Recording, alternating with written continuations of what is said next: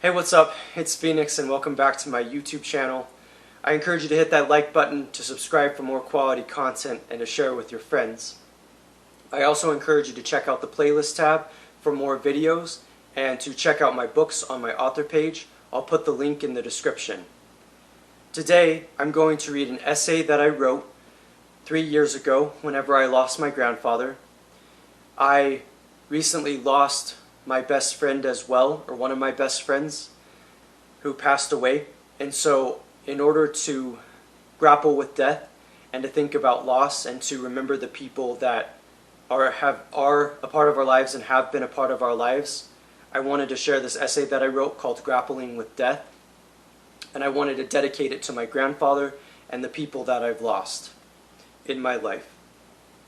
So without further ado, let's dive right in. Grappling with Death. Many of the truths I've come by way of the intellect. The necessary truths that I see as really close to me, I gathered because of rationality and my reasoning ability. But even as I do this, I've been aware that many truths I have to come to via other means, such as emotion and feeling. This is an unpleasant truth to me, because many of the truths I know I've gathered through reading philosophy of which is very rational and reasoned. But some things in life are inexplicable, and you can't easily explain it with an idea or concept.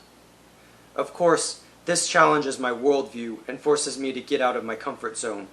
I appreciate that, but it makes some lessons painful and highly difficult. My grandfather passed away only a few days ago, and since then I've been grappling very strongly with death. Death seems cruel to me, but it also seems necessary, seeing as how death is a part of life. But that doesn't mean that I look at death in a positive light. Though I've been trying to do just that, to see the greater and grander purpose of something as inexplicable as death. Obviously, I didn't want my grandfather to die. He went in one of the worst ways possible, died by cancer. This is made even more sad by the fact that he'd already had many ailments, and cancer just compounded him. I think cancer was so cruel to him that he gave up on any will to live. Clearly, wrestling with this is very difficult because it brings up questions of suffering. Obviously, I never wanted my grandfather to suffer and definitely didn't want him to suffer this much. I found out about my grandfather's passing as I was taking a long trip on the bus from Salt Lake to Lubbock, and I saw that he'd passed that morning. I saw it on my Facebook account. When I heard the news, I felt sad, but I also felt confused. Had my grandfather really passed, or was I reading something that was misinformed? For a moment I was in denial, because I didn't think that he could ever die.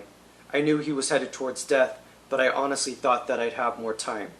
We always think we have more time, but we actually don't in most cases, and I wish there was more I could have done to be there for my grandfather.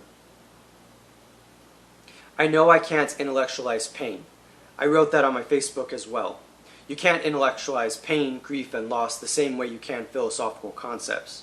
We can think about death in intellectual ways, but as my mother said, it's much more emotional. And this forces me out of my element, not because I'm out of touch with my emotions, but because I'm too close to my emotions. I am a really emotionally intense person, and even though I sometimes hide this and obscure this, I nonetheless feel it. And I feel deeply. I turned to philosophy, in fact, the creator of reason, as a way of coping. I needed some way to deal with all of the harsh things I was seeing in life, and philosophy helped shine a light on these deep mysteries of life. Of course, there is a philosophy of death, though I can't think of any prominent writers except for maybe Heidegger, and I find the philosophy of death to be comforting to some degree. But I also find it to be challenging, that the philosophy of death can't explain feelings of loss. These feelings of loss are powerful, and they don't necessarily get easier, though they get more manageable. All day yesterday, I had this heavy feeling in my heart. It was sadness, but it was also something I wasn't familiar with. I suppose it was grief and loss, feelings of grief and loss. It occurred to me that I was experiencing deep emotions, dealing with such strong feelings of grief, and I wasn't ready for it, but it was there nonetheless. I'm grappling with death, and I can't deny it. My grandfather was a loved one, and I never, ever wanted to see him suffer. I in fact, especially the last few years, As I got to know him more, wanted to see him live a very happy life, which seemed out of his reach because he suffered so much with physical diseases. I remember when I talked to him and talked about philosophy to try to get his mind off of the pain. I talked philosophy, I talked Descartes, Sartre, Spinoza to try and get him to think about something else. I always felt this didn't really work, however, and this made me infinitely sad. My grandfather called for me before he died. I was very sad because I didn't make it in time to see him before he passed. This may have been a good thing. The photos I saw of him on his dying bed were heartbreaking, and I'm not sure I could have handled it. But I still wish I could have seen him one more time, and especially because he called for me, I wish I could have made it, but it just didn't work out. But it means a lot to me that he called my name, and this is because it means I made even a small impact in his life for the better. My grandfather taught me that there are many great areas in life, and while I didn't agree with everything my grandfather did, he was loved by many, and he was a good person in many respects. In all actuality, I don't really understand the nature of death and suffering. These things remain inexplicable, and this is because I don't even understand the nature of my own suffering. I don't know why I feel pain. I don't know why I feel the intense feelings that I do. I don't know why I experience mental illness. This is one lesson I've tried to pass on to my family, is the idea of how powerful and strong the mind is, how important thought is, even if we take it for granted. Everything that happens to us, we like to think it happens for a reason, but seemingly sometimes it doesn't.